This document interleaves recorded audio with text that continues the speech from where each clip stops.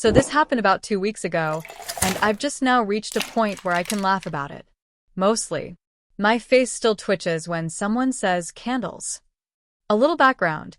I live in a small mountain town where everyone knows everyone, or at least pretends to. I moved here last year from a big city because I was done with corporate burnout and wanted a quieter life. My job allows me to work remotely, and I bought a modest cabin that backs onto the forest. It's great. Quiet. Peaceful. Or it was.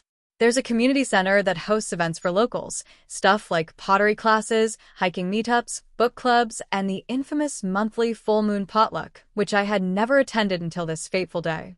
Anyway, my TIFU began when I matched with this girl, Lena, on a dating app.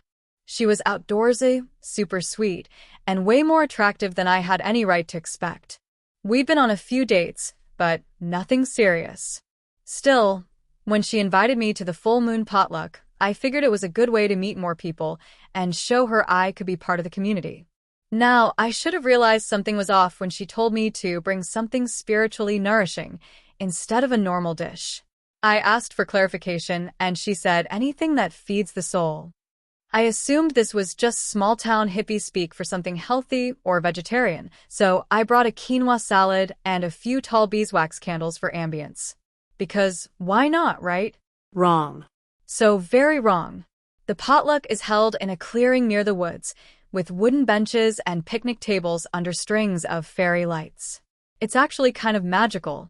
I show up early with my candles, salad, and the kind of over-prepared picnic gear that screams trying too hard.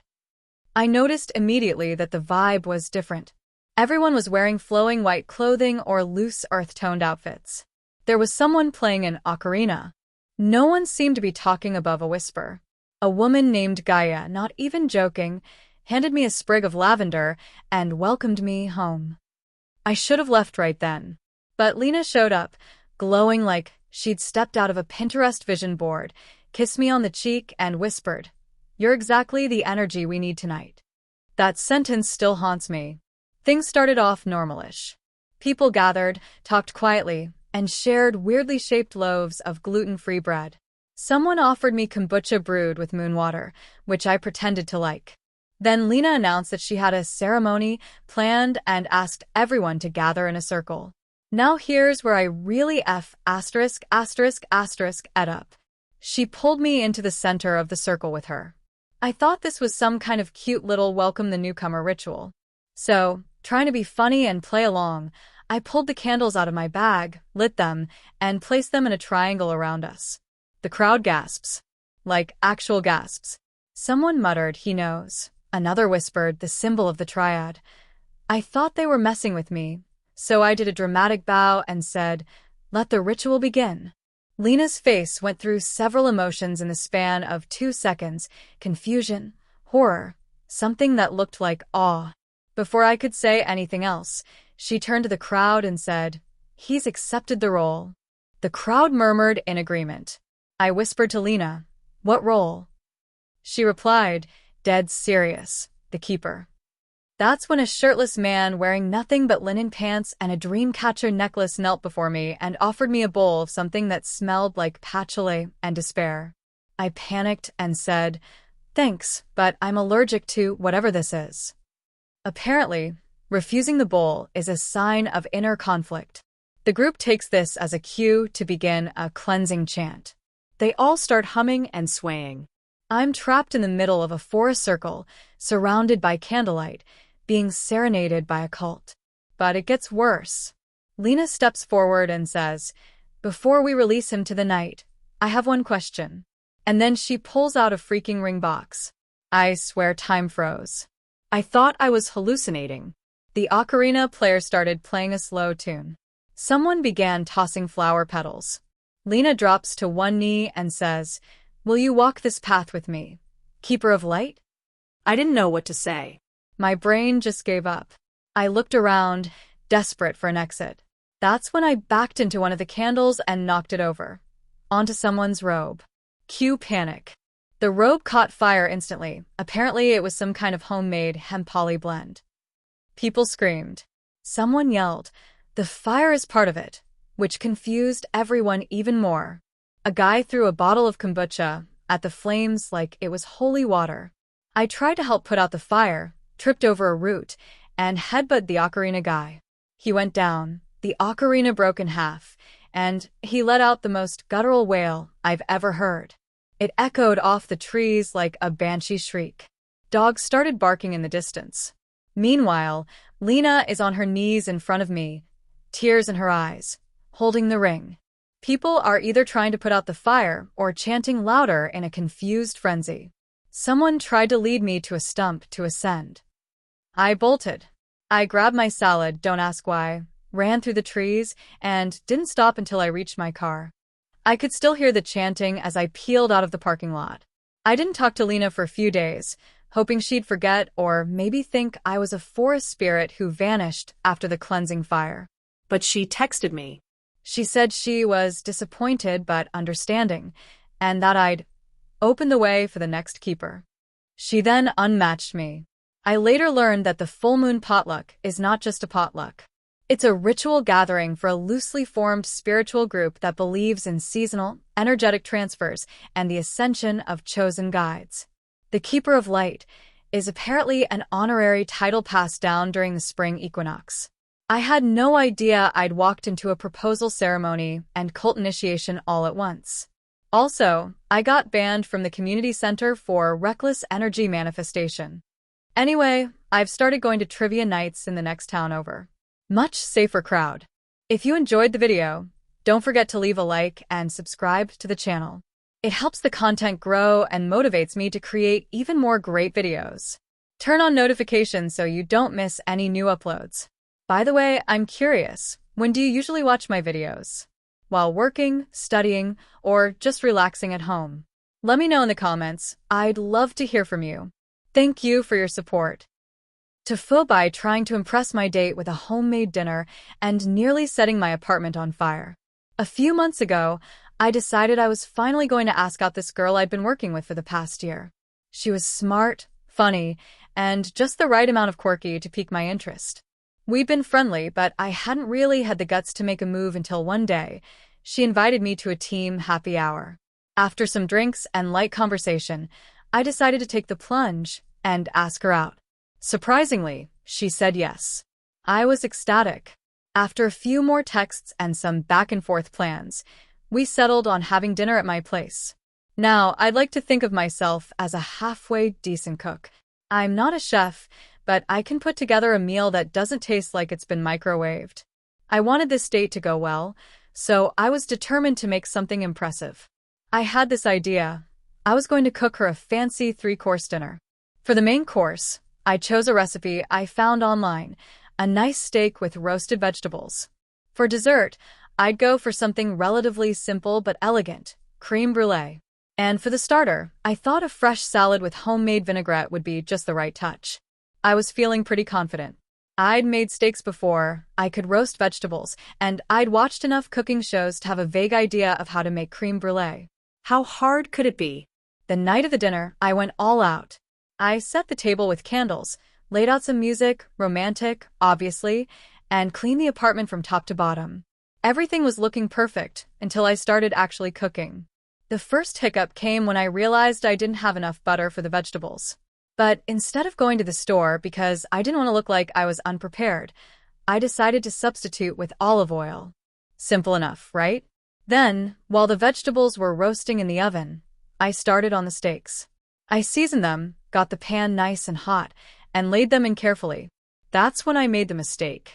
I was so focused on making the steaks perfect that I didn't realize the oil in the pan was starting to smoke. And I'm talking thick, choking smoke. Panicked, I tried to turn the heat down, but it was already too late. A tiny flame sparked from the oil and shot up toward the hood vent above the stove. Now, I'm no firefighter, but I know that fire plus oil equals bad news. I immediately grabbed a towel and tried to smother the flame. Of course, the towel caught on fire.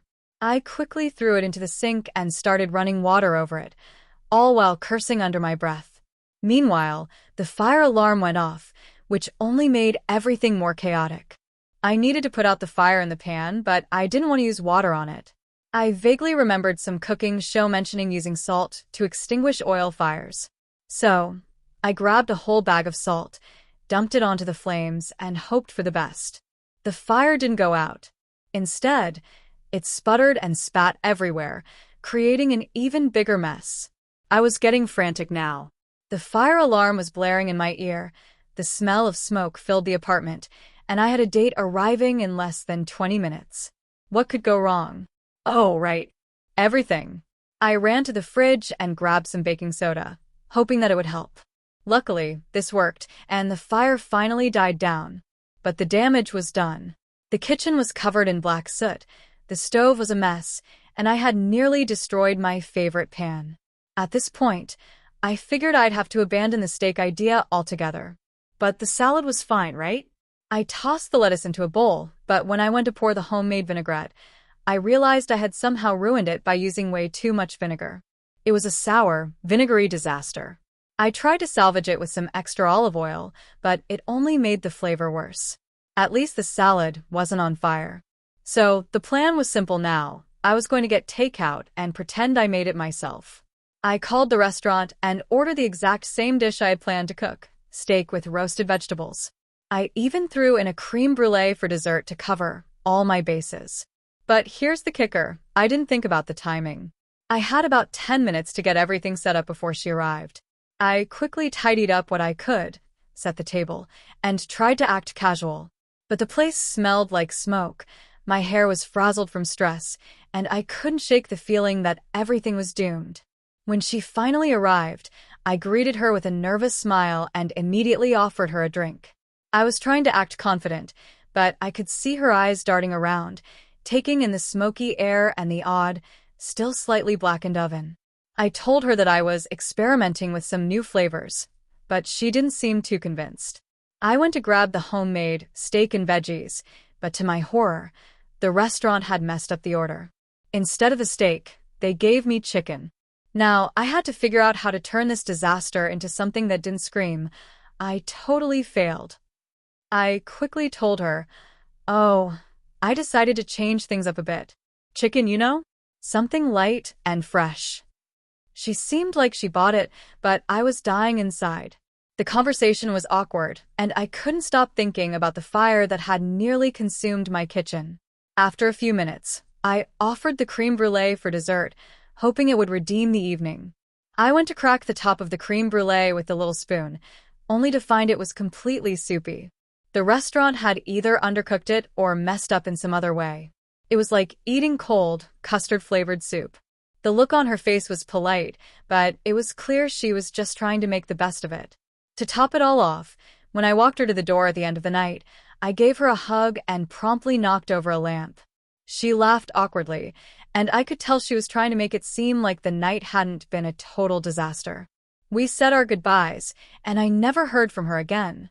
Looking back, I can't blame her. I nearly set my apartment on fire, served her burnt food, and tried to cover it all up with takeout and excuses. I was so determined to impress her that I completely forgot to keep it simple and just enjoy the night. Moral of the story? If you're going to cook for someone, keep it to something you know you can handle. And if you're going to make a big deal about it, don't burn down your kitchen trying to do so. TIFU by not checking my work email for a few days, which led to a series of unfortunate events at my new job. I'd recently started a new job at a mid-sized tech company. The kind of place where you're encouraged to be independent and proactive, but where the organizational structure is complex enough that it can take a while to understand who does what and how things get done. I had only been working there for about 3 weeks when this all started, and I was still in the phase of trying to learn the ropes, get settled in, and make a good impression. This particular Monday, I came into work feeling like I had finally hit my stride.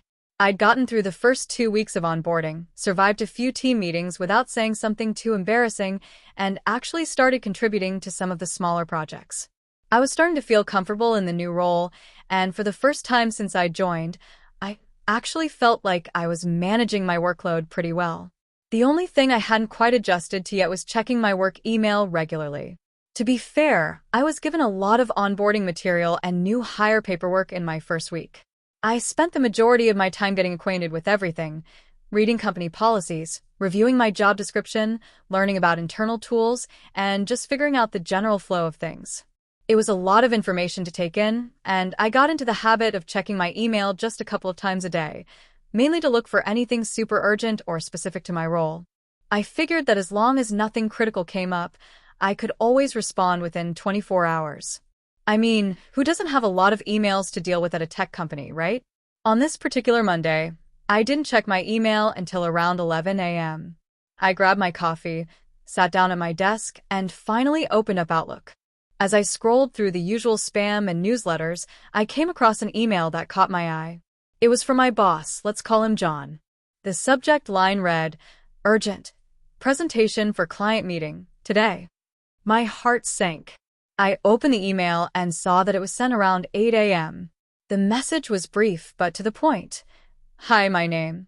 Can you please prepare a presentation for our client meeting this afternoon at 2 p.m.? Here are the key points we'd like to cover." My eyes widened as I scanned through the email. The list of points was vague and not particularly helpful, and the email didn't include any specific details about the client or what kind of presentation they were expecting. There was no link to a PowerPoint template or any prior work to reference. Just a vague request to prepare a presentation for an important meeting that was now just a few hours away. I immediately felt a pit in my stomach. I hadn't prepared anything for this meeting. In fact, I had no idea this meeting even existed. In a blind panic, I shot an email back to John. I explained that I hadn't seen the message until just now and asked for more details about the client and what exactly was needed in the presentation. No reply. I waited for a few minutes, then called his extension. No answer. At this point, I was starting to sweat. I looked at the clock. 11:15 a.m. The meeting was in 3 hours.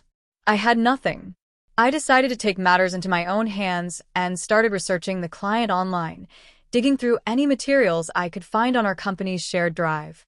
I tried to piece together a coherent presentation using whatever scraps of information I could gather. By 1 p.m., I had managed to pull together a half-decent presentation. It wasn't great, but I figured it would have to do. My biggest concern was that I would look completely unprepared in front of the client, especially since I wasn't entirely sure what the expectations were. I uploaded the slides to our company's meeting software and hoped for the best. 2 p.m. arrived and I logged into the client meeting. I could feel my hands trembling as I joined the virtual call. My boss, John, was already there and a couple of senior team members were also present. There were about 5 people on the client side, and they all looked incredibly serious, as if they were expecting something extraordinary. I tried to smile and greet everyone, but I felt like I was about to pass out from nerves. John kicked off the meeting by introducing me as the one who would be leading the presentation. I took a deep breath and shared my screen, praying that my shaky hands wouldn't betray me as I began my slides. Almost immediately, the client's representative started asking very specific questions about the content I had put together. "Can you explain how this aligns with our quarterly goals?" he asked, pointing to a slide I had pulled from an old project. I wasn't sure how to answer, and I stalled for a moment, trying to remember the context behind the data. Well, this is based on the last quarter's reports, but it's not entirely up to date," I said, my voice trembling. I could see John's face tighten up as the meeting continued. Things only got worse from there. Every time the client asked a question, I found myself scrambling for an answer. The more I stuttered, the more it became clear that I was in over my head. The clients were polite but visibly disappointed, and the senior team members on the call kept giving me disappointed looks. By the time the meeting ended, I felt like I had just blown my entire career at this company in front of a room full of people. The feedback from the clients was lukewarm at best, and John didn't say much, which only made things worse. After the call ended, I sat there for a few minutes, staring at the screen, feeling utterly defeated. I didn't know what to do next. I finally opened up my email again and saw that John had replied to my earlier message, just as the meeting was wrapping up. "Glad you could pull something together, but let's make sure we touch base next time. I'd expect more preparation in the future." The thing is, that email had been sitting there since 8 a.m. I could have had so much more time to prepare, to get the right information, and to have a successful meeting. But because I didn't check my email on time, I had made a complete fool of myself in front of the client and my entire team. In hindsight, it's obvious. I should have checked my email first thing in the morning and stayed on top of things. But in the chaotic whirlwind of a new job, I let myself slip into a bad habit. A few days later, I had a one-on-one with John where he explained that I would need to work on improving my communication and timeliness, but he also reassured me that this wouldn't be a deal breaker. He said that everyone makes mistakes, but it was important to learn from them and be more proactive moving forward. I did learn a valuable lesson that day, though. Always check your work email first thing in the morning. You never know when the fate of your career will hinge on a few missed messages.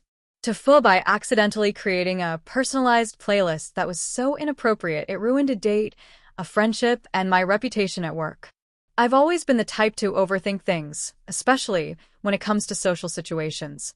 It's like my brain just won't shut off, and I get so caught up in making sure everything goes right that I sometimes sabotage myself. This particular incident started a few weeks ago, and it all began with a simple decision to be thoughtful. It all started when I invited a girl, Sarah, from work on a date. We had been getting along well for a while, chatting during lunch breaks, texting a bit here and there, and just generally enjoying each other's company. I could tell there was some mutual interest, but I didn't want to rush things. I figured a nice, casual dinner date would be the perfect way to see if there was anything more between us. Now, being the overthinker that I am, I immediately started worrying about the little details. I mean, what if the music wasn't right? What if it was too loud or too quiet? What if we didn't have enough to talk about? So, I decided to take matters into my own hands and curate a playlist. Not just any playlist, though. This was going to be a carefully selected mix of songs that would set the perfect mood and make me seem like the kind of guy who knew exactly what he was doing. I spent hours on Spotify trying to find the right songs that would create just the right vibe. A mix of indie, soft rock, a little bit of 80s, some mellow pop, the kind of playlist that says, I'm cool but not trying too hard. I spent so long on it that I ended up curating about 4 hours of music, thinking I'd just let it shuffle for the evening. But then, in one of my rare moments of self-confidence, I thought, why not personalize the playlist even more? So I decided to add some of my favorite songs, the ones that really spoke to me. These were the deep cuts, the tracks that had sentimental value, the ones I felt really defined me. I was convinced that this would make me come across as thoughtful, someone who had an emotional side. In hindsight, I realized this was the first mistake. You see, some of these songs weren't exactly the type of thing you'd want to listen to on a first date. In fact, they weren't really the kind of songs you'd want anyone to hear unless you were really close with them. Some were breakup anthems, others were depressing ballads, and then there were a few tracks that were, well, let's just say it, a bit too raw for a casual evening out. But I was so focused on making this playlist reflect my authentic self that I didn't really think about how these songs might make someone feel. Fast forward to the night of the date. We met up at a local Italian restaurant, and things started off great. The food was delicious, we had some good conversation, and I was feeling pretty confident. After dinner, we decided to go for a walk around the park, and I figured now was the perfect time to play the playlist I had so carefully crafted. I pulled out my phone and opened up the playlist. As I did, Sarah smiled and asked, "What kind of music do you like?" "I'm curious." I took a deep breath, trying to keep my cool. "Oh, I made a playlist for tonight," I said. "I think you'll really like it." I hit play, and we walked along the path, the music filling the air. For the first few songs, it was fine, a couple of mellow indie tracks, some light acoustic tunes, nothing too crazy. But then, just as we were getting comfortable, the playlist took a sharp turn into territory I wasn't prepared for. The first mistake came in the form of a song called Tears in Heaven by Eric Clapton. It's a beautiful song, sure, but it's also about grief and loss. Not exactly the vibe you want to set for a date. Sarah's face immediately shifted from relaxed to confused. This is kind of a heavy song," she said, glancing at me. I quickly explained, "Yeah, I really like it. It's one of those songs that gets to me." She nodded, but I could tell she was a little thrown off. I tried to laugh it off, hoping the next song would be better. But it wasn't. The next track was a deep cut from Radiohead called How to Disappear Completely.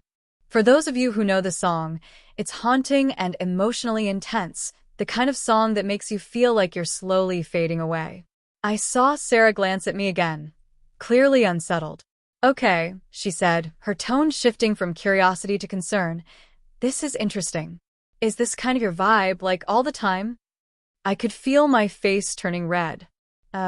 Well, I mean, yeah, I just like songs that, have depth. But by now, she was looking at me like I'd just revealed I was a secret member of a goth band. And to make matters worse, the playlist wasn't slowing down. Next up was a song called The Night We Met by Lord Huron. While this one wasn't quite as intense, it still had a certain melancholy to it, a yearning for lost love. But I figured it was a nice, romantic touch until the chorus hit. And I had all of my chances and I'll never get them back. Sarah's expression was now a mixture of confusion and concern, and I could tell she was trying her best to understand my taste in music. But at this point, I could see it was getting a little too much for her. Are you, going through something? She asked gently. I froze. That's when I realized what I had done. I had basically created a playlist that was a deep dive into all of my emotional baggage, my breakup songs, my nostalgic regrets, and my hidden insecurities, and I had forced them onto her in one of the most awkward ways possible. I immediately tried to salvage the moment. No. I'm fine. I mean, yeah, I've had some tough times, but this isn't like all the time. I promise. But it was too late. The damage was done. The rest of the walk was painfully quiet, and when we finally parted ways, Sarah gave me a polite smile, but I could tell she wasn't interested in seeing me again. To make matters worse, the next day at work, I was bombarded with questions from my coworkers. Apparently, Sarah had told a few people about the awkward date, and, of course, they all wanted to know what kind of emo playlist I'd subjected her to. Word spread quickly, and before long, I was known as that guy with the weird breakup songs. I tried to laugh it off, but every time I walked into the office, I could feel the stares and the whispers. It was like I had gone from being the guy everyone thought was a cool, laid-back coworker to the guy with a mysterious and possibly concerning emotional state. The worst part is that I never even got a chance to apologize to Sarah. She avoided me at work, and when I tried to reach out, I just got the polite but distant replies. I completely ruined any chance of a relationship with her, and now I have to live with the awkwardness every day at the office. So, yeah, that was my epic screw-up. I overthought everything and ended up coming across as someone who is emotionally unstable and way too intense for a first date. If there's one lesson I've learned, it's this. If you're ever considering making a personalized playlist for someone, maybe think twice about how much of your own emotional baggage you want to share. This happened about a week ago, and I'm still internally combusting every time I think about it. I work in digital marketing at a relatively chill mid-sized company. Our team is mostly remote, and communication is done through Slack and email. I'm 27, female, and I like to consider myself professional with a decent sense of humor. The key word here is like. For context, I have two main group chats on my phone that I juggle between work messages. One is for actual coworkers, Slack, and the other is a chaotic, unhinged friend group chat called Pasta Sluts. You can already see where this is going. Pasta Sluts is a group of 5 friends from college. We've known each other for almost a decade and have a running joke about how seductive pasta can be, stemming from a drunken night sophomore year where one of us literally tried to seduce a guy by eating spaghetti like it was a sensual ASMR video. Ever since, we randomly send each other videos of ourselves dramatically and seductively eating pasta, accompanied by romantic music or low-budget candlelight. It's stupid. It's hilarious. It's our thing. So last Saturday night, after a few glasses of wine and a particularly good bowl of homemade carbonara, I decided to make my magnum opus. I dimmed the lights, lit a candle, set up my phone, and queued up some Marvin Gaye. I got out my best sultry voice. I wore a robe. A literal robe. I twirled the pasta slowly on my fork, made deliberate eye contact with the camera, moaned, yes, actually moaned, after a bite, and ended the video by whispering, "Bet you wish you were this noodle right now." In my slightly buzzed state, I was really proud of it. I reviewed it twice, laughed at myself, then went to send it to Pasta Sluts. What I didn't realize was that I had just finished responding to a work message from my boss, Clara, right before that. So when I hit the share button and tapped the most recent conversation, my beautiful, seductive ode to carbonara was delivered directly to the woman who controls my salary. At first, I didn't notice.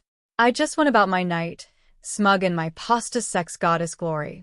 About 30 minutes later, I saw a new Slack message from Clara that said, "Hey, I'm not sure if that last video was meant for me."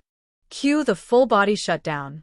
You know that feeling when your organs all try to evacuate your body at once?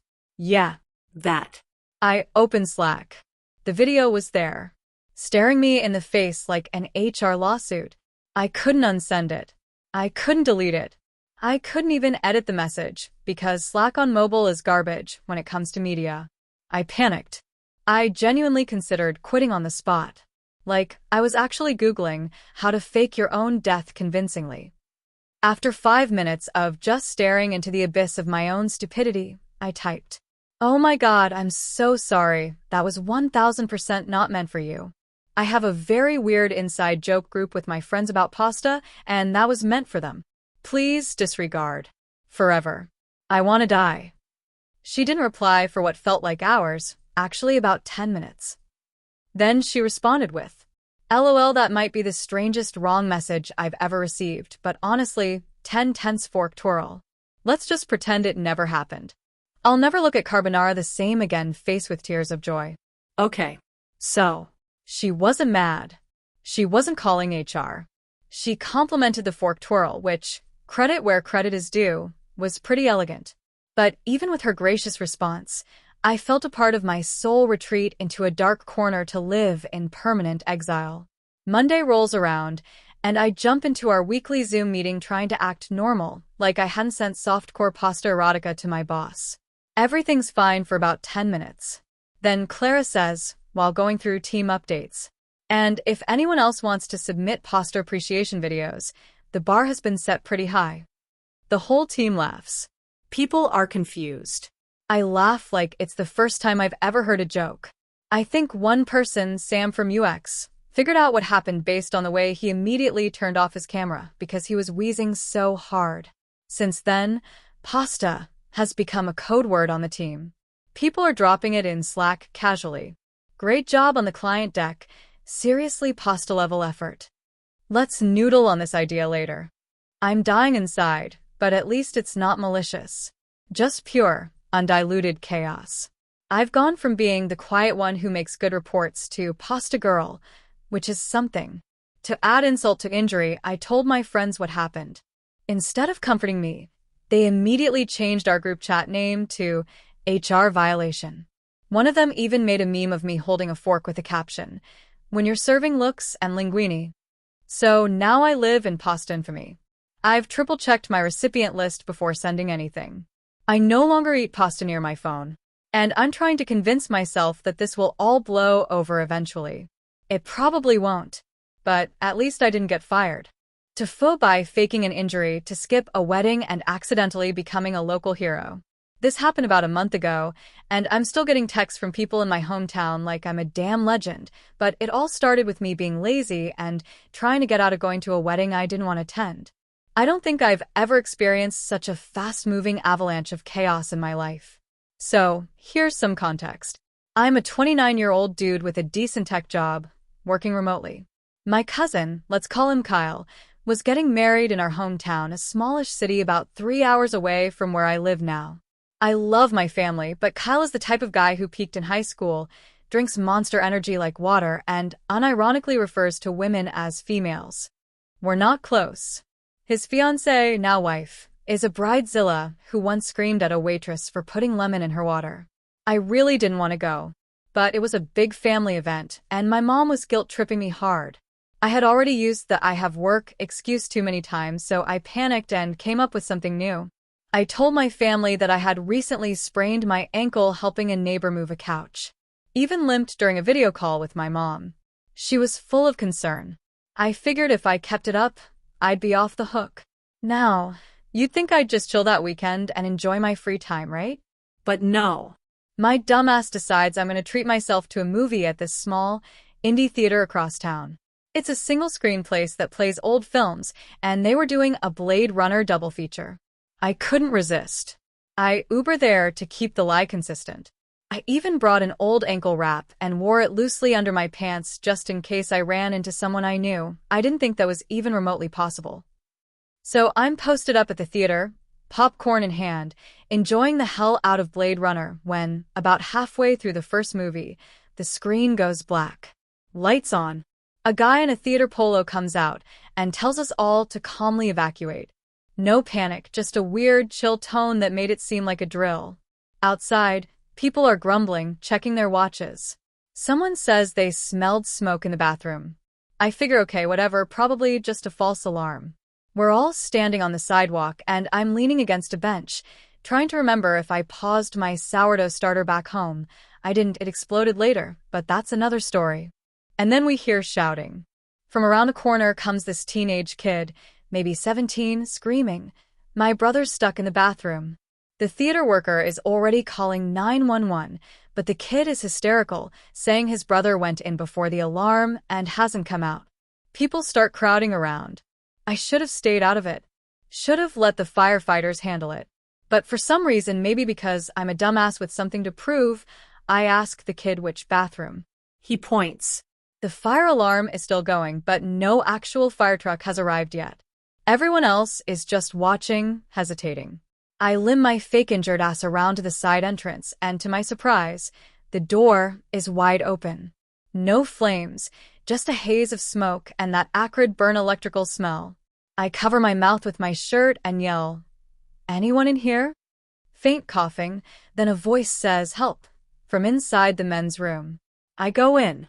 Kid's maybe 11, had apparently locked himself in the stall because the handle broke.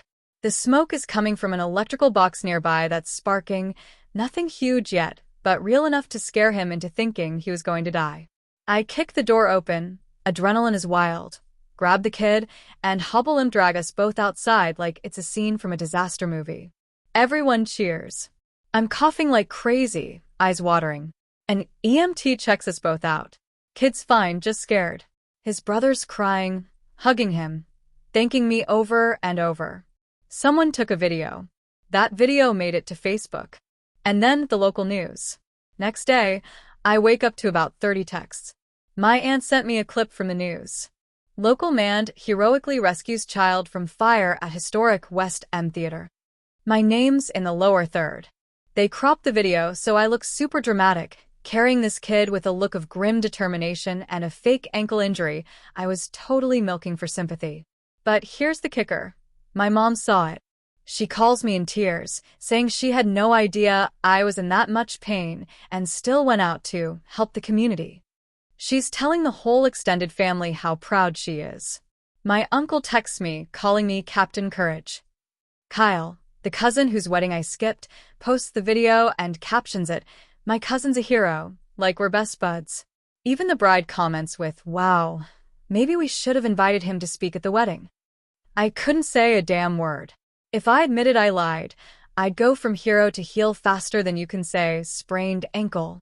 So I just rolled with it. And that would have been the end of it if the mayor didn't invite me to a community recognition event the following weekend.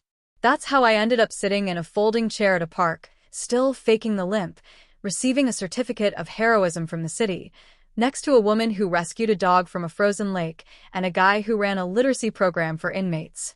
I felt like the world's biggest fraud. My mom cried during the speech. I had to give a short talk and thanked the spirit of community while internally screaming. To this day, my family thinks I'm a limping legend. I've had to start doing light ankle exercises in front of my webcam during family Zooms. My coworker asked if I wanted to join the company's disaster response team. The kid's family sent me a fruit basket. Meanwhile, I still haven't seen the end of Blade Runner. TIFU by being too good at pretending to be dead. So this happened about 2 weeks ago, but I'm just now recovering enough mentally to tell it. I, 29M, live in a medium-sized apartment complex with my girlfriend, who we'll call Jess, 28F. Our building is relatively new, and we're friends with a good number of our neighbors. We all get along well enough that someone had the idea of starting a little improv group that meets every Thursday evening in the community room. Now, I have a background in theater. Nothing professional, just high school and a couple community plays, but I always liked acting. So when this little improv group started, I was all in. Every Thursday night was filled with charades, made-up skits, and the occasional role-play game. The vibe was very "whose line is it anyway?" meets people with too much free time. Last Thursday, someone suggested we do a mock murder mystery night. It sounded fun, like a classic someone dies, we all have to figure out who did it kind of thing. I was excited. Jess, who is generally more introverted, said she'd join in this time too. We drew roles randomly. Someone was the detective, others were suspects, and one person had to be the victim. I, of course, drew the short straw and was the victim. I had one job: die dramatically and stay dead while everyone played out the mystery. That's it. That's all I had to do. But I'm an overachiever. I decided to go full Daniel Day-Lewis on this. If I was going to die, I was going to make it believable. I practiced holding my breath for extended periods. I Googled how to make your skin look pale fast, and even laid on the cold tile in the bathroom for 10 minutes before we started to make myself cold to the touch. My plan was simple: collapse in the middle of the room dramatically during the intro, then lie there as convincingly as possible for however long the game went. We get into the community room. Everyone's in character. Jess is playing some suspicious heiress with a fake British accent. I take my place and, at the perfect moment, clutch my chest and collapse mid-sentence. I land perfectly, one arm sprawled out, eyes rolled back slightly. A few people gasp. The detective announces that I've been murdered. Game on. 20 minutes pass. People are doing their bits. Jess is arguing with the groundskeeper, our neighbor Tom, accusing him of poisoning the tea. I'm lying there, motionless, with shallow breathing and my eyes half closed. At one point, I let a little drool run out the corner of my mouth for realism. I am killing it. But then things go sideways. Tom, who is playing the groundskeeper, crouches next to me to inspect the body. He feels my wrist for a pulse. I'm careful not to move or react. He frowns. Then he puts his fingers to my neck. I slow my breathing even more. He looks up at the others. I don't feel a pulse. Someone chuckles. Nice, Tom. No, seriously, he says. I think something's wrong. There's a pause. The room gets weirdly quiet. I hear Jess say, "Wait, what?" Now, I'm in a bind. I can't just sit up and say, "Gotcha," without looking like a complete psychopath. But if I don't move, they might actually think I'm dead. I decide to give them 30 more seconds. They'll figure it out, right? They did not. Tom starts shaking me gently. Jess kneels down and slaps my cheek. Babe? Babe. Her voice cracks a little. Someone else has pulled out their phone. I hear them saying he's not breathing. I'm calling 911. At this point, I realize I have massively miscalculated. I shoot up, gasping. Wait. I'm okay. I'm okay. The room goes completely silent. Jess jumps back and lets out this half scream. Tom drops his phone. One of the neighbors shrieks and trips over a chair. I try to explain. I was just acting. I was just really into it. I thought it was obvious. It was not obvious. Apparently, I had stayed so still, so cold, and so convincingly lifeless that everyone genuinely thought I had died. Jess was on the verge of tears. Tom looked like he was about to throw up. The person on the phone had already spoken to a 911 operator who was still on the line.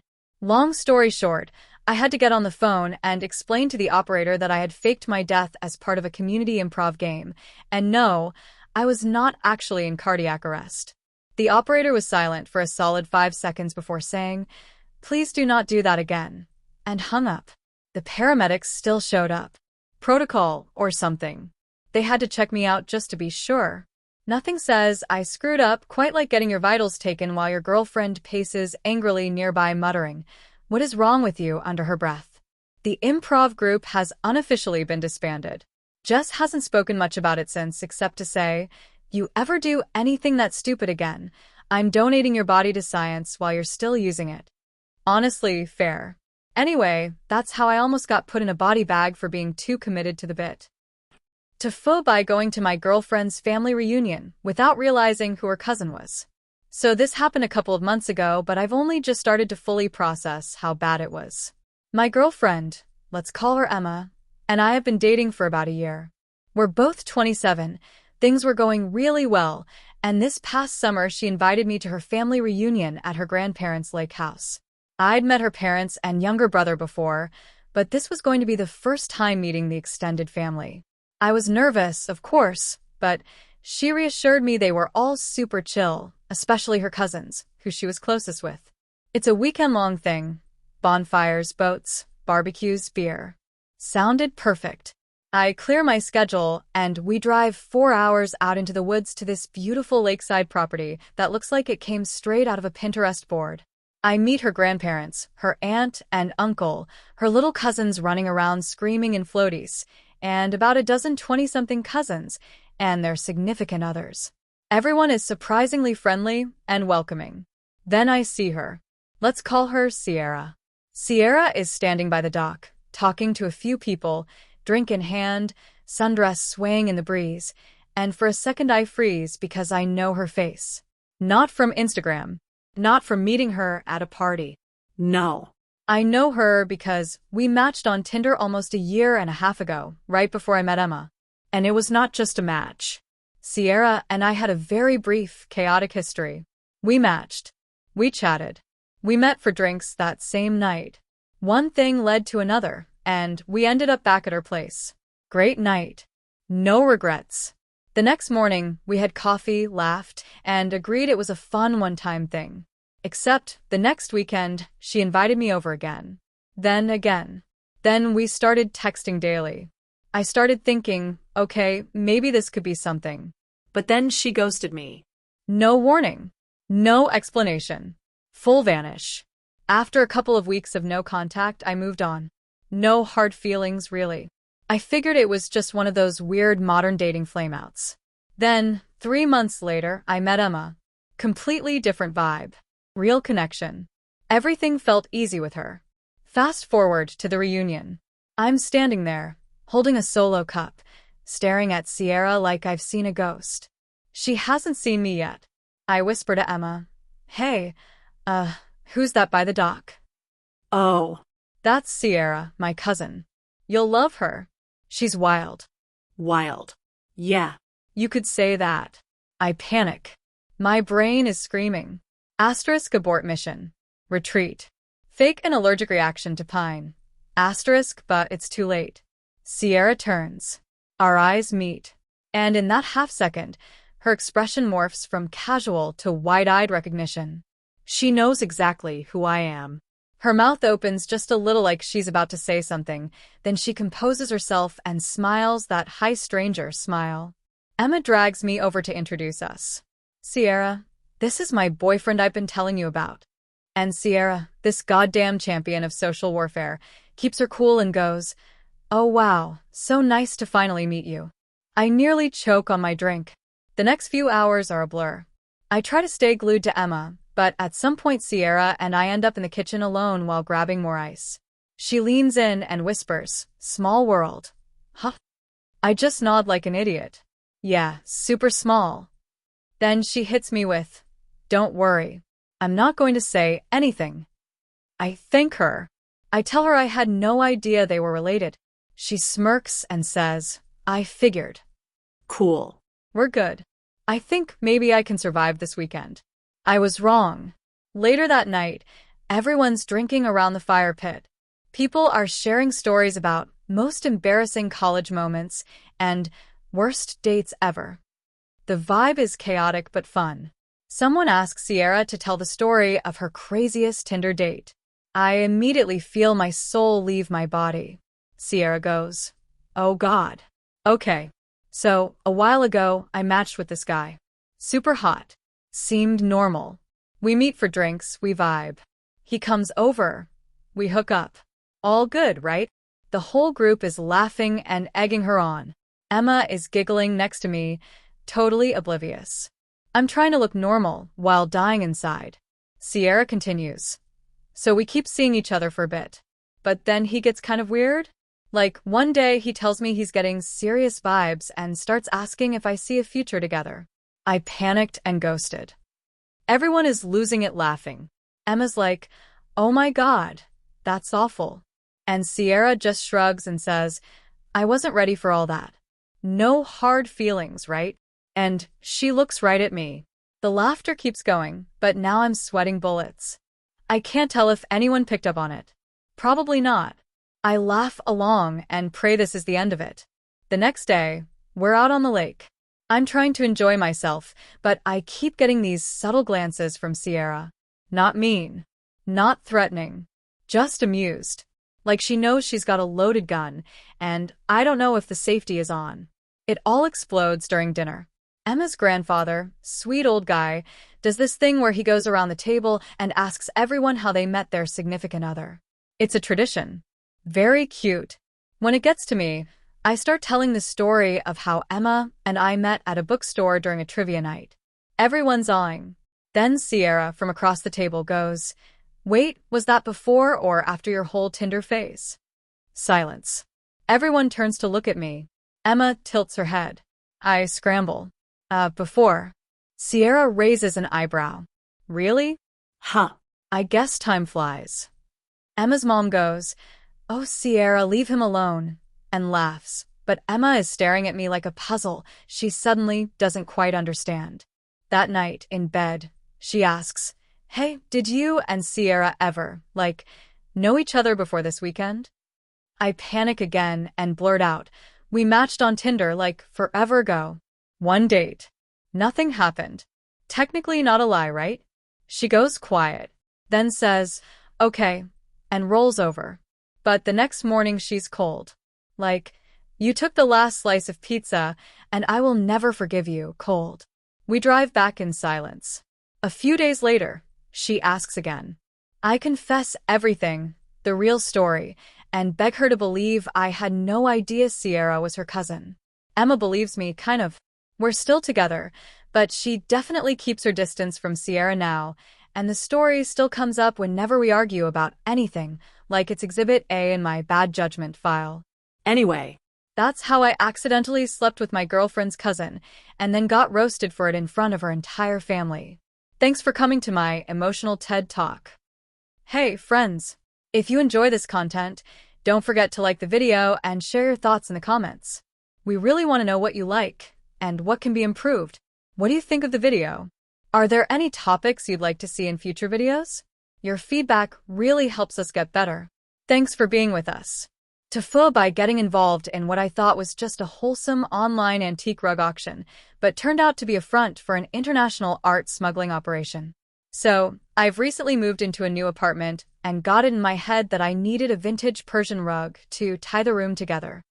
I've been watching too much home decor YouTube, and apparently, rugs are the soul of a room. I didn't want one of those mass-produced IKEA things. I wanted something with history. Something that had been stepped on by ancient royalty, or at least somebody's weird uncle in 1950s Tehran. I stumbled on this sketchy-looking website that sold heritage rugs with provenance. It wasn't very slick, but they had a bunch of beautiful-looking carpets, all listed as part of some estate auction.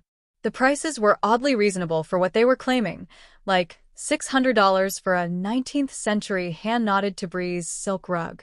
I know that sounds suspicious, but my brain just whispered, it's a steal, instead of, this is money laundering, you idiot. I picked out one with an insane pattern that looked like a kaleidoscope puked onto a sunset, paid for it via wire transfer, yes, I know, and waited. 3 weeks later, a package arrived. Not a rug-sized package. A small wooden crate, about 2 feet long, maybe a foot wide, and sealed like it contained cursed pirate treasure. I was confused but excited. Maybe they sent me a bonus artifact. Who knows what kind of cool, mysterious **T you get with antique rugs. I pried the crate open, and inside, no rug. Just an elaborately wrapped scroll in what looked like oiled linen and a wooden box with metal fittings. I open the scroll. It's an ink painting of a mountain temple with monks, trees, and birds that are more detailed than my actual retinas. It looked old, like Smithsonian old. Still in that stupid haze of, maybe this is what they meant by provenance. I open the second box. Inside is a book. Hand-bound, calligraphy, pages so thin I could see through them, and I swear to God it was written in Chinese. Ancient Chinese, maybe. The only English words were on a slip of yellow paper tucked inside. Keep safe until collection. Thank you. Now, the smarter version of me from literally any other day would have thought, time to call the authorities. But no, not post-drug hunting me. I emailed the site asking if this was some mistake. No response. I tried calling the number on their contact page. Disconnected. The website itself vanished 2 days later. Just 404D into the void. Cue rising anxiety. I shoved the scroll and book under my bed and decided to forget about it. Fast forward a week, and someone buzzes my apartment building claiming to be a courier. I go down. Dude's wearing a suit that looks like it cost more than my car. He holds out a photo of the scroll and says, "We're here for the delivery." I panic. I tell him I have no idea what he's talking about. He nods, doesn't press, and says, "We'll return." Then he walks back into a black Mercedes and drives off like he's in a Jason Bourne movie. That night, I barely sleep. I'm 95% sure I've been roped into some kind of black market deal. The next morning, I call the non-emergency police line and try to explain. They basically treat me like I'm reporting a lost sock. "Have you been threatened, sir?" "Well, not technically, but call us back if you feel endangered." So, naturally, I do the next best thing. I go to Reddit. I post in a weird antiquities subreddit asking if anyone knows what I've got. Some guy DMs me, says he's a PhD in East Asian art history, and asks to see pictures. I send them. His response? "Where did you get this? This might be Tang Dynasty. If it's real, it's priceless. Like, museum level." My stomach becomes a singularity. I tell him the whole story, minus the dumb rug part because I still had some pride left. He says I need to get it authenticated immediately. Offers to help. We arrange to meet at a university campus the next day. I show up, scroll in a tube, book in a backpack, sweating through my shirt. He's waiting with 2 colleagues and a camera crew. Turns out, they were filming a documentary on lost artifacts and thought this might be a career-defining find. They carefully unroll the scroll, examine the brushstrokes, freak out. Same with the book. They're basically losing their minds in academic ecstasy, while I sit there realizing I'm either about to be on the news or deported. Then comes the twist. As they're photographing it, a security guard approaches, followed by 2 very official-looking men in suits. Not the same as the ones from before. These guys are from some government department I've never heard of. They flash IDs, ask to speak with me privately. Long story short, the scroll and book were stolen from a Chinese museum 2 years ago, smuggled through Turkey, vanished into the black market, and somehow ended up under my bed. I spend the next 6 hours in a locked room explaining everything from my home decor goals to how I thought provenance was just a fancy word for old. They finally believe I didn't know what I was involved in. One of the agents says something like, "Honestly, you're just lucky we got to you before they did." I didn't ask who they were. I didn't want to know. They took the scroll and the book. I signed about 11 different forms. I'm technically not in trouble, but I was strongly encouraged not to go buying any more heritage items from unverified sellers. When I got home, I checked my bank account. The site had refunded me the $600. That should have been reassuring, but honestly, it felt like hush money. So now I have no rug, a permanently heightened fight-or-flight response, and a mild reputation among East Asian art historians as the guy who accidentally bought a national treasure while decorating his Airbnb.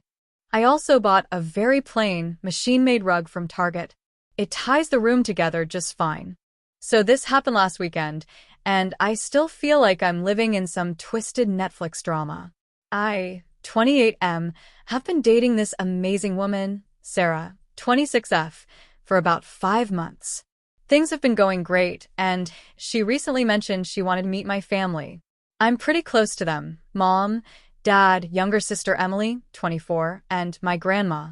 We're not the most conventional family, but we do these game nights every month where everyone shows up, eats too much food, drinks wine, and plays board games that inevitably devolve into chaos. Think Monopoly meets Gladiator. So, I figured this was the perfect opportunity for Sarah to meet everyone in a casual setting. I told her we'd be doing it at my parents' place Saturday evening. She was excited, Even baked a cake to bring. All good vibes. We arrive and everything seems normal. Mom greets us at the door. Dad's manning the grill in the backyard. My sister's already one glass of wine in and yelling about how she's going to destroy everyone in code names. Sarah fits in perfectly. She's laughing with my grandma, helping set up the table, totally vibing with the family. I'm feeling pretty proud of how well she's getting along with everyone. Then, halfway through the evening, things take a sharp left. We're about to start the second round of code names when the doorbell rings. My dad, who had just sat down, freezes for a second and says, "I'll get it." Way too quickly. Like, weirdly quickly. Everyone kind of pauses, but then continues setting up the game. Except he doesn't come back. Like, 15 minutes go by. We're all sitting there like, did he go to the store? Did he get abducted? My mom starts looking concerned, so I get up to go check. As I turn the corner into the front hallway, I hear voices. Arguing. One is definitely my dad. The other is a woman's. And a kid. I pause, thinking maybe a neighbor dropped by with their kid or something. Nope. I come around the corner, and there's my dad standing with a woman I've never seen before, maybe mid-30s, clearly pissed, and a boy, probably 10 years old, who looks suspiciously like a younger version of me at that age. I mean, same brown hair, same annoyed expression. And the kicker? The kid is holding a birthday card that says, "Happy birthday, Dad." I just stand there like a stunned deer. My dad notices me and goes pale. The woman turns and says, "Oh, so this is your other family?" With that venom-coated sarcasm only someone deeply betrayed can deliver.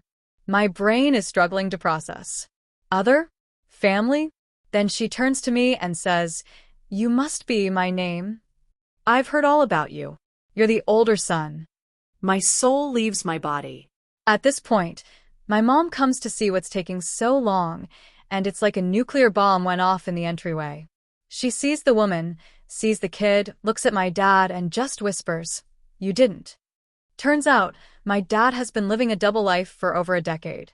A whole-ass second family in a neighboring town. He met this woman, let's call her Lisa, during some business networking event years ago, and somehow maintained the most elaborate lie I've ever witnessed. Alternate schedules, business trips that weren't business trips, burner phones, the works. The kid, who's named Marcus, just turned 10. This whole time, my dad had been somehow balancing two separate realities like some deranged sitcom character, but with none of the charm and all of the trauma. What unraveled next was the most uncomfortable, chaotic hour of my life. Lisa apparently got suspicious over the past few months, started putting together the weird inconsistencies, and decided to do some digging. She found our address, saw pictures of us on Facebook, realized what was happening, and decided to confront him on game night, thinking everyone would be home. She wasn't wrong. Sarah, poor thing, is standing in the kitchen clutching her cake like it's a flotation device and watching my entire family implode. Emily is crying. My mom is just stone silent, and my grandma says something like, "Well, I always knew something was off about him," which doesn't help grandma. Eventually, Lisa storms out with Marcus, telling my dad he's going to hear from her lawyer. My dad tries to say something to my mom, and she just turns away and walks upstairs without a word. He follows her, and we don't see either of them the rest of the night. The rest of us are left sitting in the living room, stunned. Sarah and I eventually leave after offering some awkward hugs. She rides silently in the car for about 15 minutes before quietly asking, "Do you think you'll ever talk to your dad again?" Honestly, I didn't know what to say. The fallout has been biblical. My mom hasn't answered my dad's calls. Emily moved back in with mom for the time being. And I've been getting texts from Lisa asking if I'd ever want to get to know Marcus, which is surreal. I haven't talked to my dad yet. I keep thinking about how many birthdays, soccer games, and school events he must have missed or lied about to make this whole circus work. And also, what the hell kind of mental gymnastics do you have to do to casually play board games with one family while hiding an entire other one? Needless to say, Sarah hasn't asked to come to another game night. Not that we'll be having one anytime soon. On the bright side, she did say, "Well, at least it wasn't you who et up," which might be the lowest bar of approval in history, but I'll take it. So yeah, TIFU by trying to introduce my girlfriend to my normal family. Turns out we're one DNA test away from becoming a limited series. TIFU by pretending I could speak Russian to impress my girlfriend's dad. So I've been dating this girl, Emily, for about 7 months. She's awesome, smart, funny, great taste in music, and mercifully tolerant of my stupid jokes. Everything's been going really well. The thing is, I had yet to meet her parents until last weekend. They live a few states away, and with the holidays and work chaos, it just hadn't happened yet. Here's where I majorly screwed up. Her dad, Victor, is a Russian immigrant who's apparently got some pretty strong opinions about people dating his daughter. I'm told he's ex-military, speaks 5 languages, and has a handshake like a bear trap. Naturally, I was terrified. Emily tried to ease my nerves by saying, just try to talk to him about Russian history or culture. He loves that stuff. Now, I'm a chronic overpreparer. So what do? I spend the next week binge-watching YouTube videos about Russian history and military trivia. I even start using Duolingo to learn some basic Russian phrases. Not enough to hold a conversation, but enough to say hello and thank you. And where is the train station? Which, honestly, I doubt I'd need, unless Victor suddenly challenged me to navigate the Moscow metro. The day comes. We fly in and head to her parents' place. Her mom is sweet and immediately hugs me. Victor, on the other hand, sizes me up like a drill sergeant inspecting a suspicious package. He says nothing, just grunts and gives me that firm handshake that nearly dislocates my shoulder. Trying to break the tension, I smile and nervously say, Zdravstvuyte, Victor. Hello, Victor. His eyebrows shoot up. You speak Russian? He asks, his eyes suddenly gleaming. Now, any sane man would have said, just a little, or I'm learning. but no. Some part of my brain decided this was the time to go full method actor.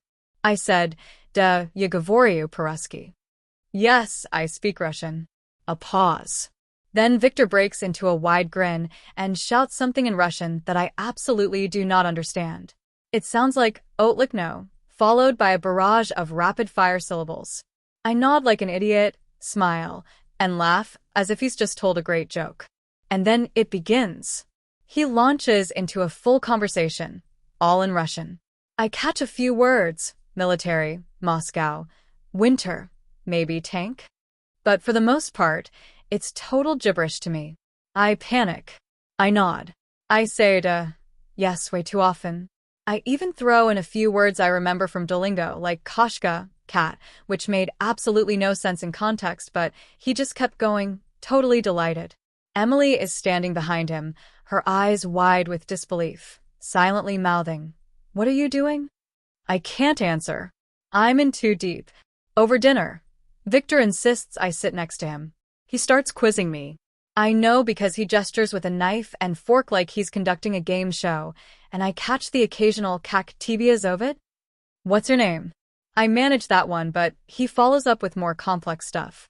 I respond by smiling, giving vague nods, and repeating phrases I've heard in Cold War movies.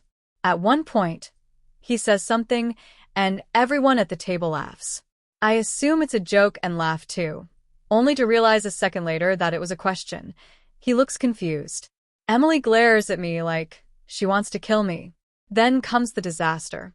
Victor, clearly impressed with my fluency, decides we should bond over a classic Russian war film. He puts on the Ninth Company. No subtitles. Full Russian audio. He pours us vodka. Not shots. Asterisk glasses star. Apparently, it's a tradition. I can't refuse without looking rude, so I join him. Every time someone dies in the movie, he toasts. Zagarov. To the heroes. More vodka. I have no idea what's happening in the film, but I nod solemnly like I understand the emotional gravity. By the end of the movie, I am absolutely smashed. Like, forget your own name level drunk. Victor is still sharp as a tack, just casually sipping his 7th vodka like it's water. Then he turns to me and says something that sounds like a very serious question. He leans in close. There's silence. Emily's mom is watching, holding her breath. Emily is mouthing "no" from across the room.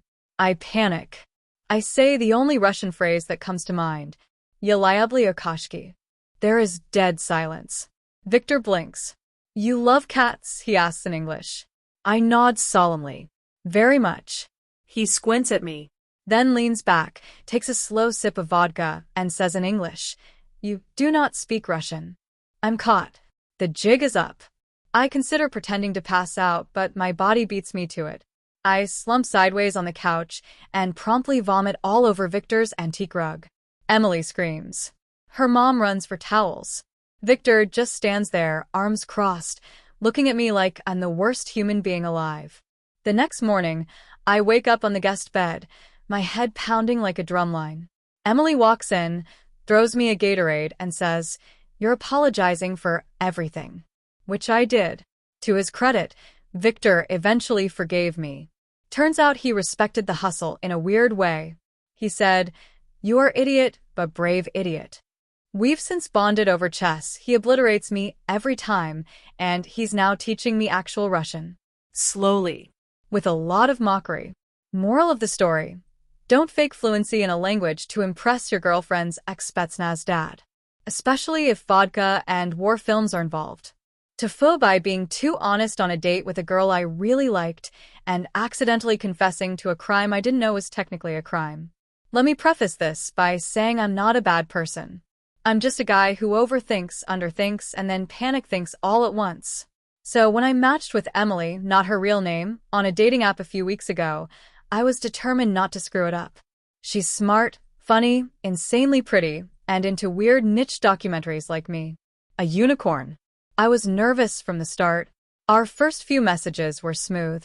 She joked that I seemed oddly honest for a dating app guy, and I took that as a compliment. I pride myself on being real, you know? She seemed into that.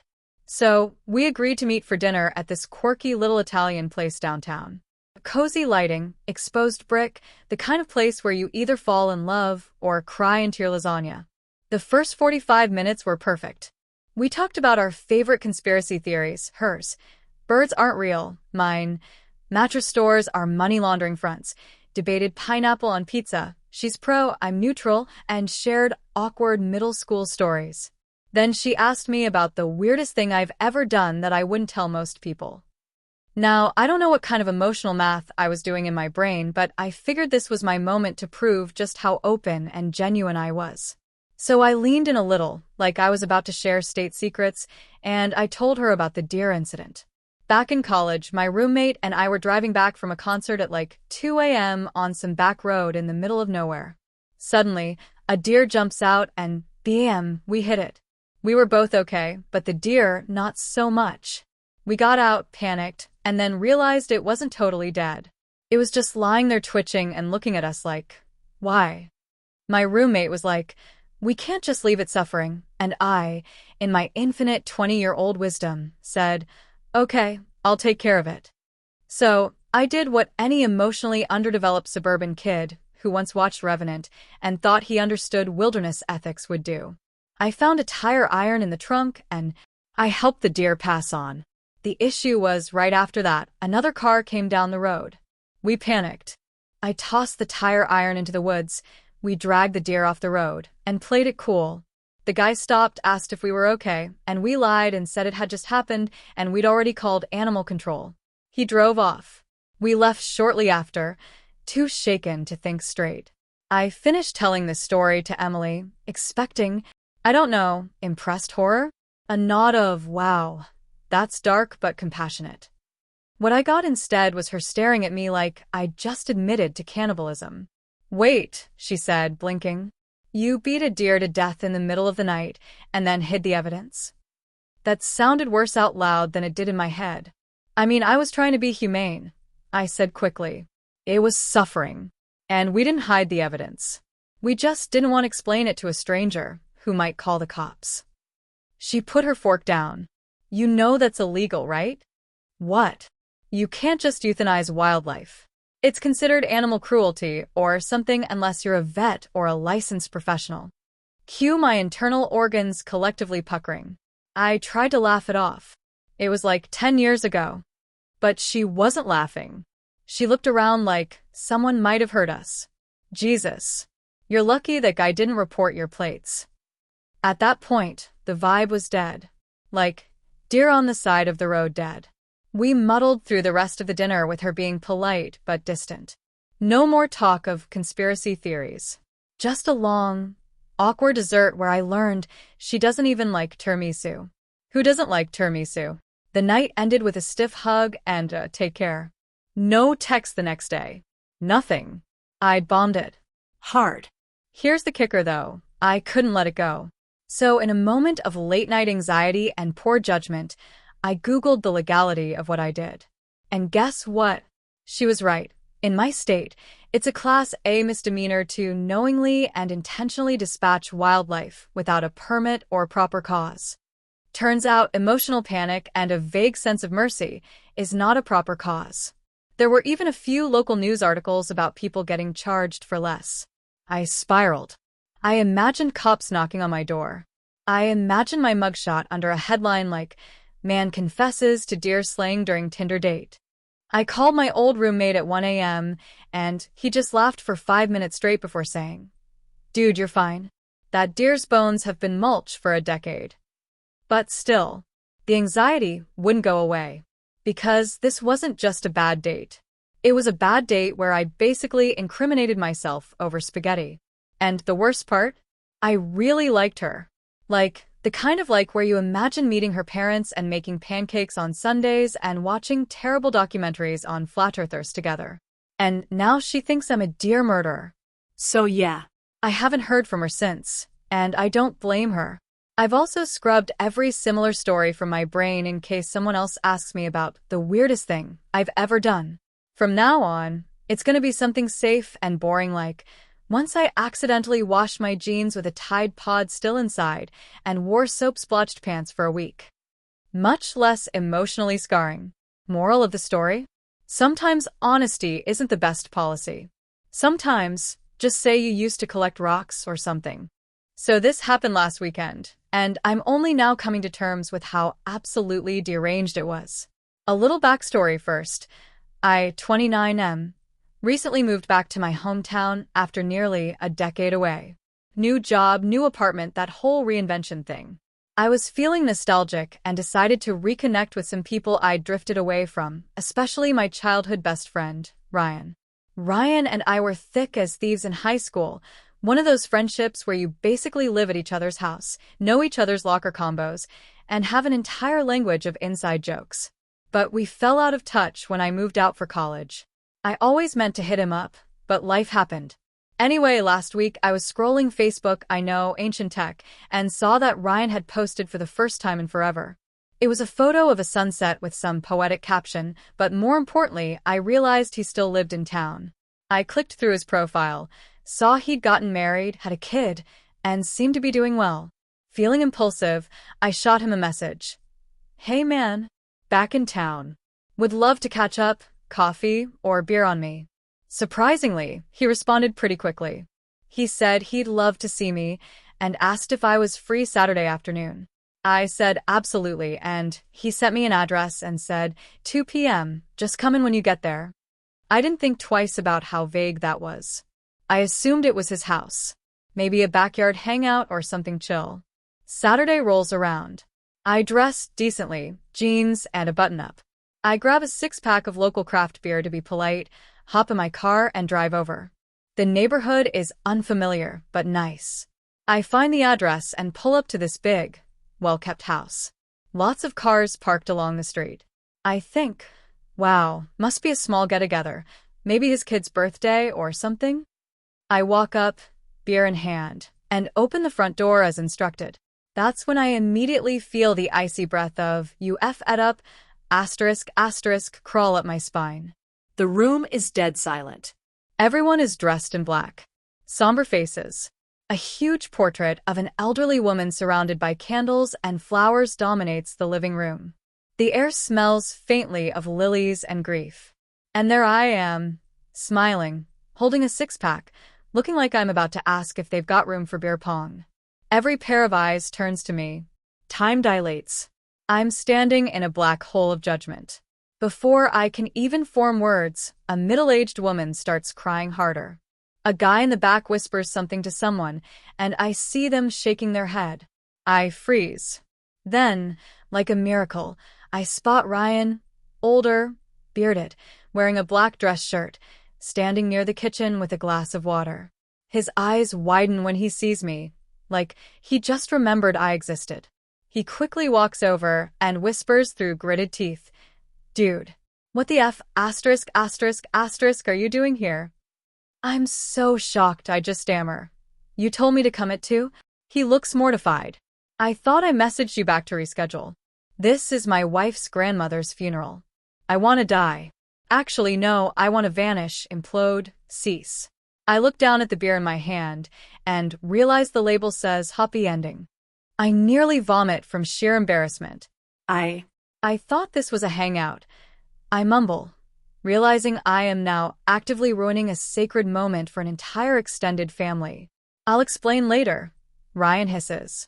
"Just go. Please." I turn, feeling every eyeball pierce the back of my soul as I shuffle back out the door. I don't even close it properly. I get in my car and just sit there, heart pounding, face burning. I think about driving into the sun. Instead, I go home and crawl under my blanket like a ghost trying to haunt my own shame. I don't hear from Ryan for a couple days. Then he messages, "That was possibly the most insane thing that has ever happened to me. I'm not mad, just, Jesus, man." I apologize 100 times. I offer to pay for flowers or something.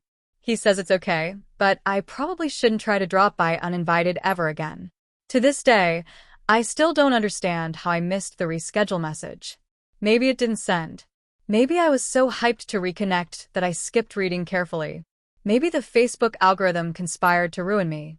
But one thing is for sure, I will never again walk into a building without knowing 100% what's going on inside. I've had anxiety before, but nothing compares to crashing a funeral with craft beer and a smile, only to realize you've become a live-action cringe compilation. And now, I'll forever be the guy who unintentionally brought happy ending to a ****ing memorial service. So this happened a few months ago, but I still get cold sweats thinking about it. I'm a 27-year-old guy, and I had been dating my girlfriend, Sarah, for about 1.5 years when she invited me to finally meet her parents. She's always talked them up as these traditional, proper, Southern-style folks who host Sunday suppers with extended family every other weekend. I'm more of a frozen pizza and do we have clean forks kind of guy, but I really wanted to make a good impression. In my infinite wisdom, I thought it would be charming if I brought a dish to contribute. But not just any dish. No, I decided to lie through my teeth and say I had a famous family recipe for baked mac and cheese that goes back generations. I don't know why I did this. My actual family recipes consist of ordering Chinese and arguing about whose turn it is to pay. But once I said it, it became real. Sarah was thrilled. "They're going to love that," she said. "Mom's really big on food with a story." Great. So I start Googling the hell out of mac and cheese recipes, trying to Frankenstein together something that would taste like the food equivalent of a warm hug. I spend a week experimenting in secret, buying different cheeses I can't pronounce, burning roux like it's my side hustle, and watching YouTube chefs who call everything unctuous. Eventually, I land on something that doesn't make me gag and looks fairly legitimate. I test it on my roommate who says, "It's actually kind of fire, dude." This is high praise from a man whose culinary gold standard is gas station taquitos. The big day comes. I put on my best, I totally don't feel like an imposter face, carry my bubbling tray of deception to Sarah's parents' house, and we're greeted by her mom, dad, and a lot of extended family. Like 12 people. Apparently, this was a whole Sunday supper plus cousin's birthday hybrid event. The table is already covered in food: honey ham, green beans with bacon, cornbread, mashed potatoes, deviled eggs. It smells incredible.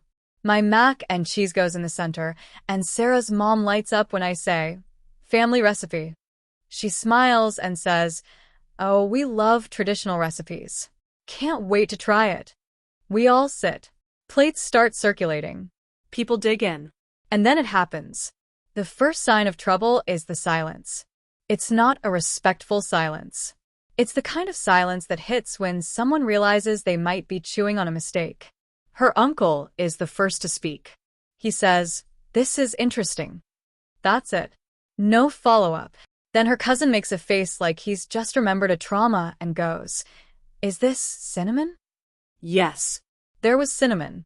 In my panic to elevate the flavor during my final test batch, I read an article that said adding a touch of warm spice can give mac and cheese depth. So I'd added cinnamon and nutmeg. Like it's a pie. Her mom, trying to be kind, says, "It's very unique, but she can't get through more than 2 bites." Sarah, bless her, is trying to eat it like a soldier at war, making eye contact with me like she's offering emotional CPR. Her dad doesn't speak at all. He just keeps chewing, very slowly, with the 1,000-yard stare of a man remembering Vietnam.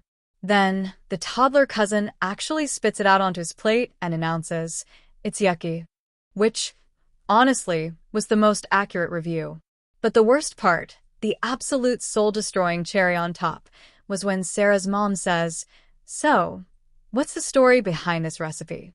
You said it's from your family?" Panic. I go full improv mode. "Oh, yeah, it's from my great-grandma, who came over from, Ireland." "Yeah. She used to make it for family gatherings back in the early 1900s. "Ireland," her mom says, confused. "I don't think mac and cheese is an Irish dish." Well, see, it was her own twist. Yeah, she added spices because she liked a sweet-salty mix. "Cinnamon," her dad finally says, eyes narrowed like he's solving a murder. "In mac and cheese?" I nod like a fool. "Just a pinch," adds warmth.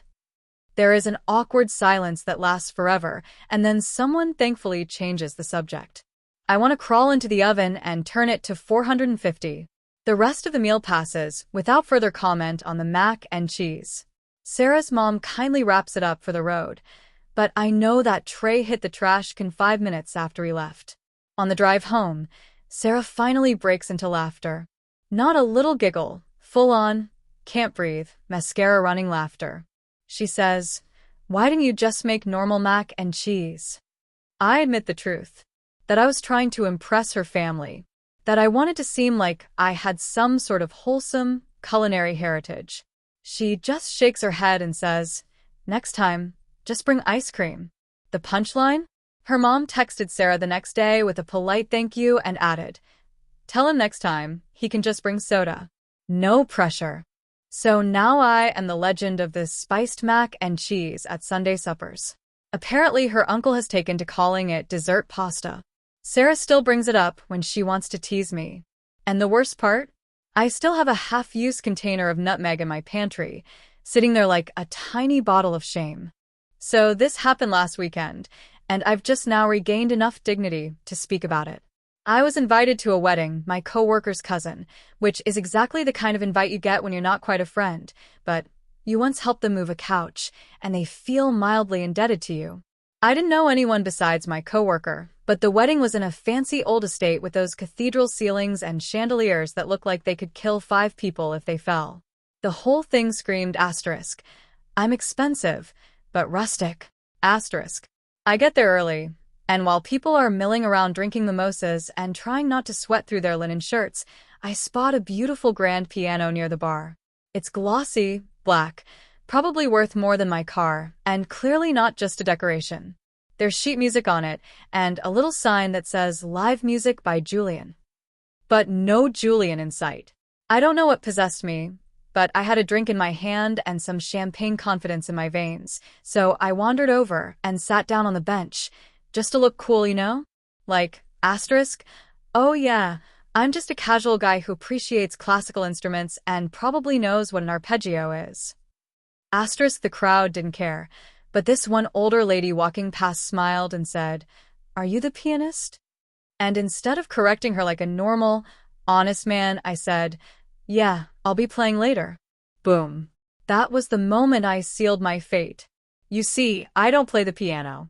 I mean, I took like 2 lessons in middle school before quitting because the teacher said I had the rhythm of a malfunctioning Roomba. I can maybe pick out the first 10 seconds of chopsticks if you give me enough time and a diagram of the keys. But this lady? She clapped her hands together like a kid on Christmas and said, "Oh, wonderful. We were worried you wouldn't make it." And then she scurried off to tell someone else. And suddenly people are looking at me like I'm the entertainment, like I'm Julian, the talented wedding pianist. Panic. I thought about running, but my coworker was across the room watching this unfold, and he gave me a thumbs up like, "Nice man, didn't know you played." So now I'm stuck. I figure I'd just fake it, sit there when the music was supposed to start, maybe press a few keys real slow and artsy-like, pretend the sustain pedal is doing all the work. And then the bride's father comes up to me. Yes, the father of the bride, and says, "Listen, Julian, I know we asked for light classical, but could you open with something emotional? Today's been a lot."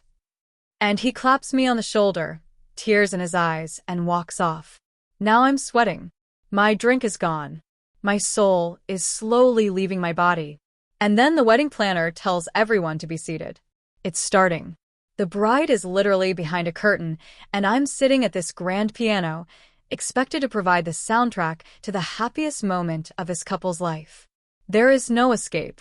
I stare at the sheet music. It might as well be ancient hieroglyphs. I can read letters, not floating dots and spaghetti. But the room goes quiet. Everyone turns. It's go time. So I press a single key. It makes a sound. No one reacts. I press another. Then two at the same time. That's called a chord, right? I try to move my fingers like I've seen pianists do, just random spread finger attacks on the keys, hoping it sounds vaguely like something a tortured French composer might have written during a nervous breakdown. A few people nod. Someone sighs emotionally. They think it's intentional. Encouraged by this, I go harder. My left hand starts doing these low, dramatic thuds while my right dances up and down the high keys in what I can only describe as a musical seizure. It's chaos. It's nonsense. But it's emotional. And then I get cocky. I try to stand while playing Don't Ask Why. I saw someone do it in a movie once, and I accidentally hit the damn transpose button on the side.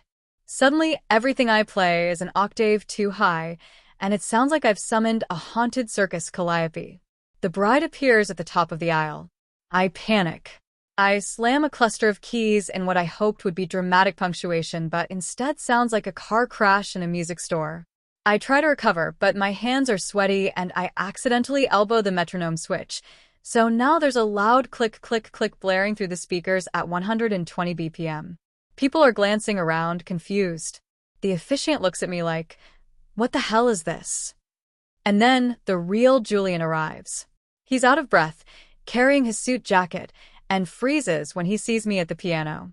I try to stand and clap like, asterisk. "Oh, thank God you're here." Asterisk, but everyone's now just staring at me and him, waiting for an explanation. Julian approaches and says, "Who are you?" I say, "I'm a friend of the family." He says, "You're not the pianist." I say, "I know." And then I just walk away. No further explanation.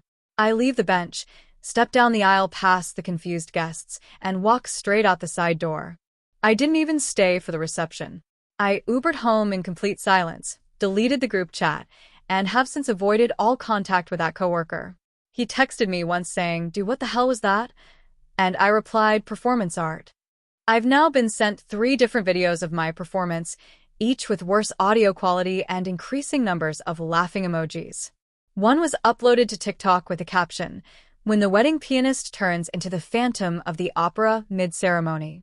I've also been contacted by 2 friends of the groom asking if I do parties.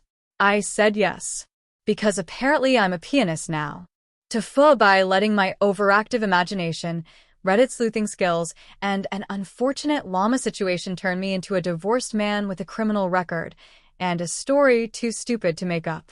My wife, now ex-wife, but we'll get there, has been into yoga for years. She's one of those people who can do a headstand on a paddleboard while humming some Sanskrit chant. I can barely touch my toes without sounding like I'm passing a kidney stone. Opposites attract, right? Anyway, last year she told me she was going on a weekend-long yoga retreat with some of the girls from her studio. She's done this before, usually up in the mountains or some Airbnb that smells like patchouli and regrets. This time she was weirdly vague about where exactly they were going. She just said, "Off-grid, nature, no signal. I'll send you a location pin before we leave." Cool. I trust her. Or, I did. Friday rolls around. She leaves in the morning, kisses me goodbye, throws her duffel in her friend Kara's Prius, and off they go. Later that day, I get the promised location pin, some rural area 2 hours out, near a place called Willow Ridge. Here's where the idiocy begins. I get curious, mostly because she sent no photos all weekend. No stories, no updates, not even a single, "OMG this view." That's weird for her. I check the pin again. It's not near a yoga studio or a wellness center. It's next to something called Willow Ridge Llama Sanctuary. So, of course, I do what any insecure dumbass with an internet connection and a Reddit account would do. I spiral. Google turns up nothing about the sanctuary except a poorly made Facebook page from 2014 and a Yelp review about a llama named Buttercup who spit on a toddler. I dig deeper.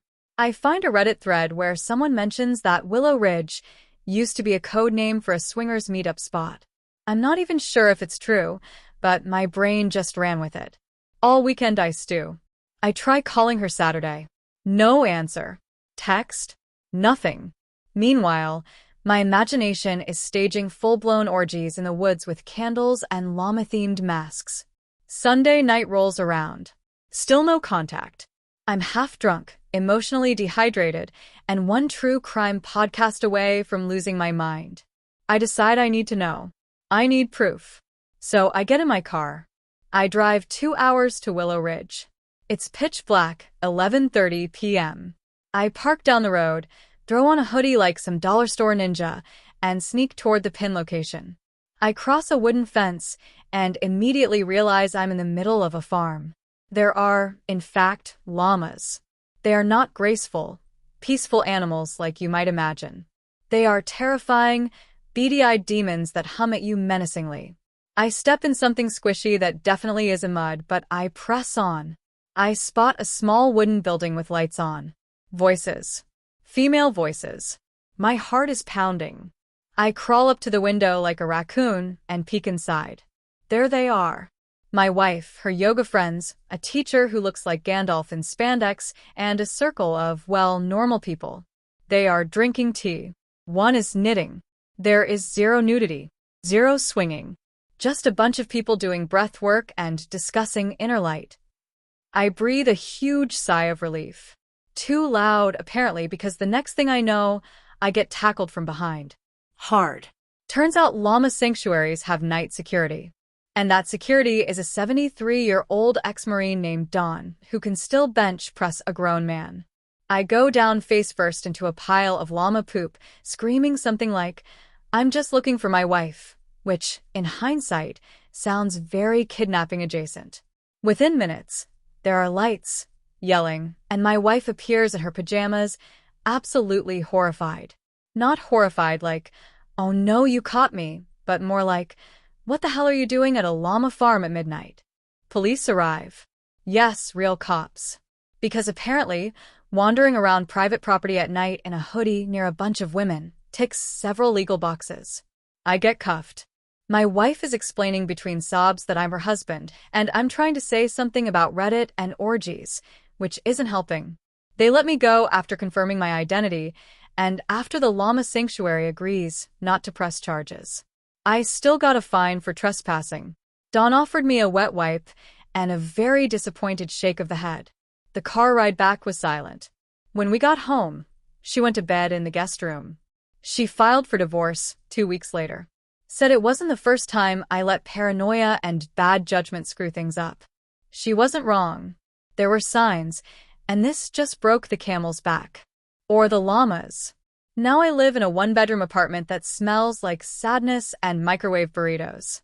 I've deleted Reddit from my phone, and whenever I see a llama, I flinch. I learned a few things from this. Llamas are evil. Yoga retreats are not always a cover for sex cults. And maybe, just maybe, Trust should be stronger than whatever conspiracy your 2 a.m. brain cooks up while scrolling r/relationships. Thank you for watching until the end. If you enjoyed this video, don't forget to like and subscribe to the channel so you won't miss new videos. Also, leave a comment. I'd love to hear your thoughts. Your support and engagement mean a lot to me. See you in the next video.